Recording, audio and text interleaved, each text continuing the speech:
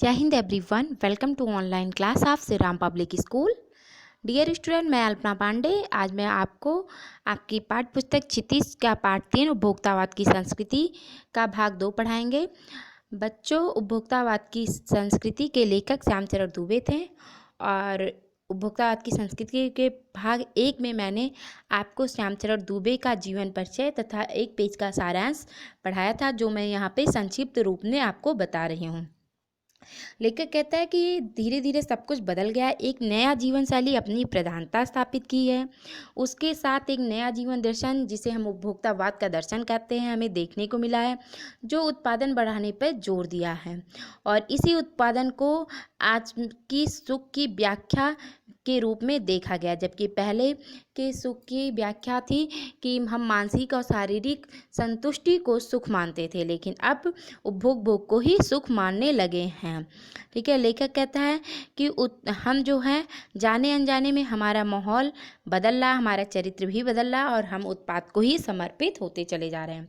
लेखक आगे इसमें कहता है कि विलासिता यानी ऐसे करने की सामग्री से बाजार भरा पड़ा हुआ है, जो हमें लुभाने की जी तोड़ मेहनत कर रहे हैं और दैनिक जीवन में काम आने वाली कुछ वस्तुओं का उन्होंने उदाहरण दिया है। जैसे टूथपेस्ट का उदाहरण दिया है। टूथपेस्ट कई प्रकार के मार्केट में आते हैं। कोई मसूड़ों को कीला बनाता है, कोई दांत को मजबूत बनाता है, कोई पूर्ण सुरक्षा देता है, कोई नीम के गुणों से भरपूर होता है। इसी तरह कुछ बहुविज्ञापित कीमती ब्रांड सौंदर्य प्रसाधन की चीज़ों के बारे में भी लेखक ने बताया। जैसे साबुन के बारे में बताया है, परफ्यूम के बारे में बताया है कि हम अपनी प्रतिष्ठा दिखाने के लिए पेरिस से परफ्यूम भी मंगा सकते हैं। ठीक है, अब आगे लेखक क्या कह रहा है, इसको हम देखते हैं। तो आइए शुरू करते हैं। छोड़िए इस सामग्री को, वस्तु और परिधान की दुनिया में आइए। जगह जगह बुटीक खुल गए हैं। नए नए डिजाइन के परिधान बाजार में आ गए हैं। ये ट्रेंडी हैं और महंगे भी हैं। पिछले वर्ष के फैशन इस वर्ष शर्म की बात है। अब लेकर कह रहा है छोड़िए इस सामग्री को, यानी जो सौंदर्य प्रसाधन की चीज़ें कह रहा है, जिसमें स्त्रियाँ ही नहीं पुरुष भी आगे आ रहे हैं, उन सामग्रियों को छोड़ दीजिए और वस्तु और परिधान की दुनिया में आइए। तो परिधान यानी वस्त्र होता है। अब लेखक कह रहा है वस्तु और वस्त्र की दुनिया में हम चलते हैं, यानी वस्त्रों की तरफ चलते हैं कि कैसे वस्त्र आजकल पहने जा रहे हैं। तो लेखक कह रहे हैं जगह जगह यानी हर जगह बुटीक खुल गया। बुटीक यानी सिलाई सेंटर खुल गए हैं। नए नए डिजाइन के यानी नए नए फैशन के वस्त्र बाजार में आ चुके हैं। ये ट्रेंडी है और महंगे हैं। ट्रेंडी यानी ये जो वस्त्र लेखक बता रहे हैं, ये ब्रांडेड आए हैं। ठीक है, और यह ब्रांडेड होने की वजह से बहुत ज़्यादा महंगा भी है। और अगर कोई पिछले वर्ष के फैशन के वस्त्र को इस वर्ष में पहनता है तो ये उसके लिए बहुत ही शर्म की बात होती है। अब आगे लिखकर कह रहा है घड़ी पहले समय दिखाती थी, उससे यदि यही काम लेना हो तो 400-500 में मिल जाएगी। हैसियत जताने के लिए आप 50-60 हज़ार से लेकर 1.5 लाख की घड़ी भी ले सकते हैं। यानी अगर घड़ी जो है वो पहले समय ही केवल दिखाती थी और यदि उससे अगर केवल यही काम लेना हो तो 500 में ही मिल जाती है। लेकिन हैसियत यानी प्रतिष्ठा दिखाने के लिए, समाज में अपना सम्मान बनाने के लिए लोग 50-60 हज़ार से लेकर 1.5 लाख तक की घड़ी भी खरीद सकते हैं। फिर लेखक उदाहरण के रूप में देख रहा है कि संगीत की समझ हो या ना हो, कीमती म्यूजिक सिस्टम जरूरी है। कोई बात नहीं यदि आप उसे ठीक तरह चला भी ना सकें। कंप्यूटर काम के लिए तो खरीदे ही जाते, महज दिखावे के लिए उन्हें खरीदने वालों की संख्या भी कम नहीं है। लेखक कह रहा है कि मतलब समाज में लोग अपनी प्रतिष्ठा, अपनी हैसियत दिखाने के लिए क्या करते हैं, इसका उदाहरण देते हुए कह रहा है कि अगर किसी व्यक्ति को संगीत की समझ हो या ना हो, लेकिन वो म्यूजिक सिस्टम जरूर खरीद के रखता है। चाहे उसे ठीक से एलिब्रेट करने आए या ना आए, यानी चलाने आए या ना आए, लेकिन वो अपनी प्रतिष्ठा दिखाने के लिए म्यूजिक सिस्टम खरीदता है। कंप्यूटर तो लोग काम के लिए खरीदते हैं, लेकिन कुछ लोग उसे दिखावे के लिए भी खरीदते रहते हैं। फिर लेखक आगे कह रहा है कि अपनी प्रतिष्ठा दिखाने के लिए लोग खाना खाने के लिए 5 सितारा होटल में जाते हैं, और जबकि खाना हम एक सिंपल होटल में भी खा सकते हैं। वहाँ तो अब विवाह भी होने लगे। बीमार पड़ने पे 5 सितारा अस्पतालों में आइए। सुख सुविधा और अच्छे इलाज के अतिरिक्त यह अनुभव भी काफ़ी समय तक चर्चा का विषय भी रहेगा। पढ़ाई के लिए 5 सितारा पब्लिक स्कूल है, शीघ्र ही शायद कॉलेज और यूनिवर्सिटी भी बन जाए। अब लेकर कह रहा कि अपनी प्रतिष्ठा दिखाने के लिए लोग अब तो वहाँ पे 5 सितारा होटल में विवाह भी करने लगे हैं। बीमार पड़ने पे लोग 5 सितारा अस्पताल में जाते हैं अपनी इलाज करवाने के लिए, और वहाँ पे सुख सुविधा और अच्छे इलाज तो मिलते हैं, लेकिन इसके अतिरिक्त जो है यह काफ़ी चर्चा का विषय भी लोगों में बना रहता कि वह व्यक्ति 5 सितारा होटल में अपना इलाज करवाया था। पढ़ाई के लिए 5 सितारा पब्लिक स्कूल भी खुल गए हैं जिसमें लोगों के बच्चे पढ़ते हैं। लेखक कह रहे शीघ्र ही शायद कॉलेज और यूनिवर्सिटी भी बन जाए, यानी जब लेखक ने यह बात लिखी थी तो उस समय कॉलेज और यूनिवर्सिटी नहीं थी, लेकिन बच्चों आज बहुत से प्राइवेट कॉलेज और यूनिवर्सिटी भी बन गए हैं जिसमें बच्चों को बहुत ज़्यादा सुख सुविधा प्रदान की गई है। अब आगे लेखक कह रहा है भारत में तो यह स्थिति अभी नहीं आई, पर अमेरिका और यूरोप के कुछ देशों में आप मरने के पहले ही अपने अंतिम संस्कार और अनंत विश्राम का प्रबंध भी कर सकते हैं एक कीमत पर।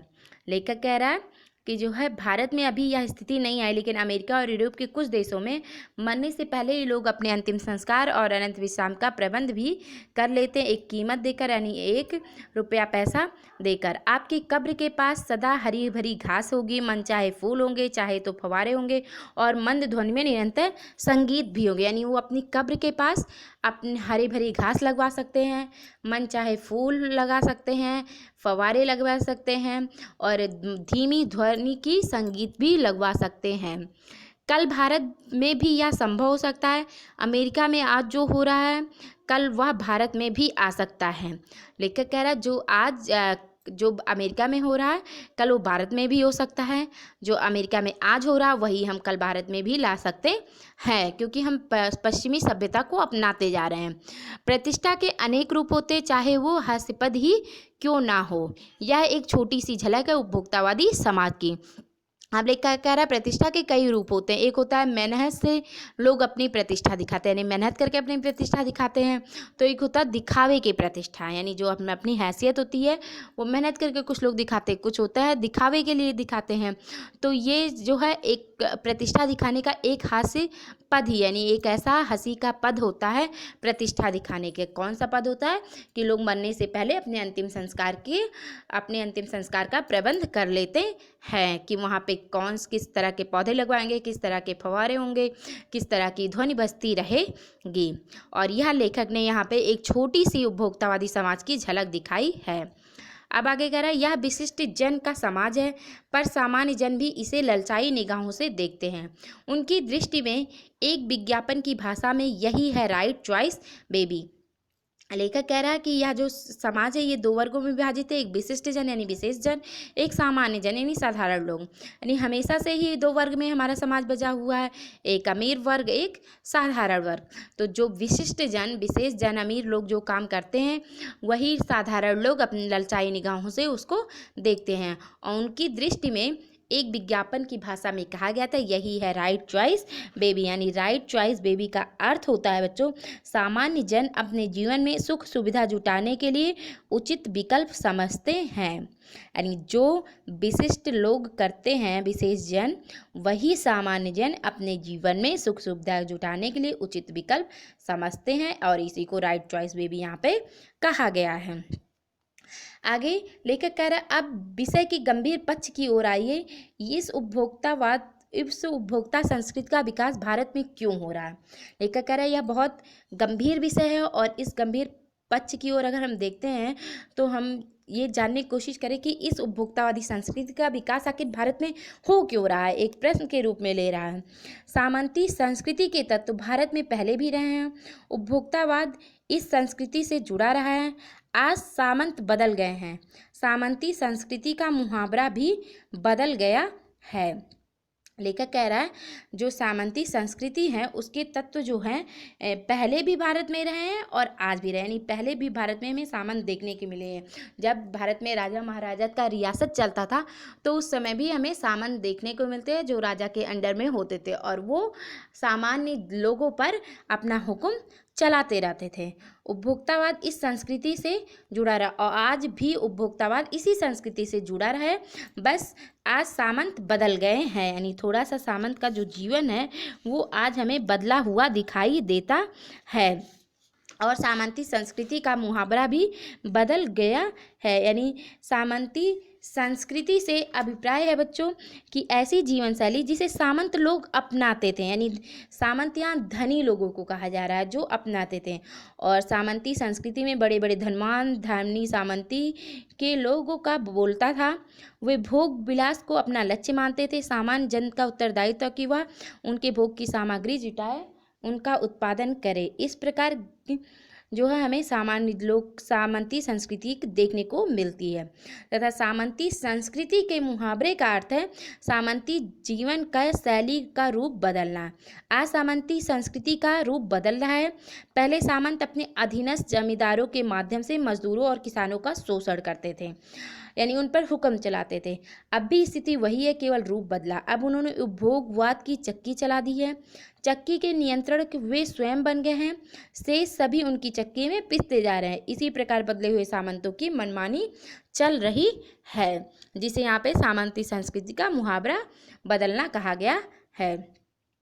अब लेखक कह रहा है कि हम सांस्कृतिक अस्मिता की बात कितना ही करें, परंपराओं का अवमूल्यन हुआ है, आस्थाओं का क्षरण हुआ है। कड़वा सच तो यह है कि हम बौद्धिक दास्ता स्वीकार कर रहे हैं। लेखक कह रहा है हम अस्मिता यानी अस्तित्व की, हम अपने सांस्कृतिक अस्तित्व की बात कितना ही करें, यहाँ इसके परंपराओं का अवमूल्यन है। अवमूल्यन यानी मूल्यों में गिरावट आई है, यानी हमारी परंपराओं के मूल्यों का यहाँ पे गिरावट हुआ है। आस्थाओं का क्षरण का अर्थ होता है नाश, और हमारी धार्मिक आस्थाओं का यहाँ पे नाश हुआ है। और सबसे ज़्यादा कड़वा सच तो यह है कि हम बौद्धिक दास्ता स्वीकार कर रहे हैं। बौद्धिक दास्ता होती है ऐसी दास्ता जिसे हम बिना सोचे समझे स्वीकार कर लेते हैं, यानी पश्चिम के सांस्कृतिक उपनिवेश बन रहे हैं। उपनिवेश का अर्थ होता है बच्चों वह विजित देश जिसमें विजेता राष्ट्र के लोग आकर बस जाते हैं, यानी पश्चिम के लोग यहाँ पे आके बस जा रहे हैं उनकी संस्कृति जिसे हम अपनाते चले जा रहे हैं। हमारी नई संस्कृति अनुकरण की संस्कृति है। अनुकरण यानी नकल की संस्कृति, और हम जो नई संस्कृति अपना रहे हैं वो अनुकरण करके नकल करके अपना रहे हैं। हम आधुनिकता के झूठे प्रतिमान अपनाते जा रहे हैं और प्रतिष्ठा की अंधी प्रतिस्पर्धा में से जो अपना है उसे खोकर हम छद्म आधुनिकता की गिरफ्त में आते जा रहे हैं। संस्कृति की नियंत्रण शक्तियों के क्षीण हो जाने के कारण हम दिग्भ्रमित हो गए हैं। हमारा समाज ही अन्य निर्देशित होता जा रहा है। विज्ञान और प्रचार के सूक्ष्म तत्व हमारी मानसिकता बदल रहे हैं। उनमें सम्मोहन की शक्ति है, वशीकरण भी है। तो यहाँ लेखक कह रहा है हम आधुनिकता के झूठे प्रतिमान अपनाते जा रहे हैं। आधुनिकता के झूठे प्रतिमान का अर्थ है ऐसे भौतिक साधन जैसे टीवी, फ्रिज, कंप्यूटर जिनको अपनाने से लोग किसी को भी आधुनिक मानने लगते हैं, जबकि यह वास्तविक में आधुनिकता नहीं है बल्कि होड़ भर है। यानी ऐसे आधुनिकता के झूठे प्रतिमान को हम अब देखते जा रहे हैं, अपनाते जा रहे हैं। प्रतिष्ठा की अंधी प्रतिस्पर्धा में जो अपना है, यानी जो हैसियत लोग दिखाते हैं उसके में जो अपना है उसे खोकर हम छद्म आधुनिकता की गिरफ्त में आ रहे हैं। तो छद्म आधुनिकता से अभिप्राय है कि दिखावा करना, ठीक है, यानी आधुनिक होने का प्रदर्शन या दिखावा करना ही छद्म आधुनिकता है। हम लोग पश्चिमी देशों की जीवन शैली को अपना चुके हैं, इसलिए हम उन्हीं देशों के निवासियों की तरफ आधुनिक दिखना चाहते हैं। यही कारण था कि हम छद्म आधुनिकता की गिरफ्त में आते चले जा रहे हैं। संस्कृति की नियंत्रण शक्तियों के क्षीण हो जाने के कारण हम दिग्भ्रमित हो गए, यानी हमारी संस्कृति की जो शक्तियां हैं उसका नाश हो जाने के कारण हम दिग्भ्रमित यानी अपने पथ से भ्रष्ट हो गए हैं। हम अपनी संस्कृति से भ्रमित हो गए हैं। हमारा समाज ही अन्य निर्देशित होता जा रहा है। अन्य निर्देशित का अर्थ है किसी व्यक्ति के निर्देशों पर चलना, यानी हमारी जो भारतीय आज भी अपनी संस्कृति के अनुसार नहीं बल्कि किसी अन्य संस्कृति के मोहजाल में फंसकर उसी के निर्देशों पर चल रहे हैं और अपनी संस्कृति को पुरानी पिछड़ी कहकर छोड़ते चले जा रहे हैं। विज्ञान और प्रसार के सूक्ष्म तत्व हमारी मानसिकता बदल रहे हैं और विज्ञापन और प्रसार के द्वारा हमारी मानसिकता बदली जा रही है। उनमें सम्मोहन की शक्ति है, वशीकरण भी है, यानी जो विज्ञापन और प्रचार हो रहा है वो हमको सम्मोहित करते चले जा रहे हैं और हम उनके वशीकरण यानी वश में होते चले जा रहे हैं। तो बच्चों आज हम यहीं तक पढ़ेंगे। अब हम आप लोग से कुछ प्रश्न पूछ रहे हैं, इन प्रश्नों के उत्तर आप अपनी उत्तर पुस्तिका में लिखिएगा। पहला क्वेश्चन है प्रतिष्ठा का हास्यास्पद रूप क्या है। प्रश्न 2, विशिष्ट जन का समाज किसे कहा गया है? सामान्य जन पर उसका क्या प्रभाव होता है? प्रश्न 3, यही है राइट चॉइस बेबी का अर्थ लिखिए। प्रश्न 4, उपभोक्तावाद किस संस्कृति को बढ़ावा दे रहा है? प्रश्न 5, सामंती संस्कृति का अर्थ स्पष्ट कीजिए। प्रश्न 6, सामंती संस्कृति का मुहावरा बदलने का क्या अर्थ है? प्रश्न 7, अनुकरण की संस्कृति किसे कहा गया है और क्यों? प्रश्न 8, आधुनिकता के झूठे प्रतिमान का आशय स्पष्ट कीजिए। प्रश्न 9, छद्म आधुनिकता से क्या अभिप्राय है, उसकी गिरफ्त में क्या है और क्यों? प्रश्न 10, अन्य निर्देशित से क्या आशय है? प्रश्न 11, विज्ञापन और प्रसार के सूक्ष्म तत्व हमारी मानसिकता को किस प्रकार बदल रहे हैं? तो बच्चों, इन प्रश्नों के उत्तर आपको अपनी उत्तर पुस्तिका में लिखना है। आज बस यहीं तक, इसके आगे का हम अपने नेक्स्ट वीडियो में पढ़ेंगे। Thank you and have a nice day.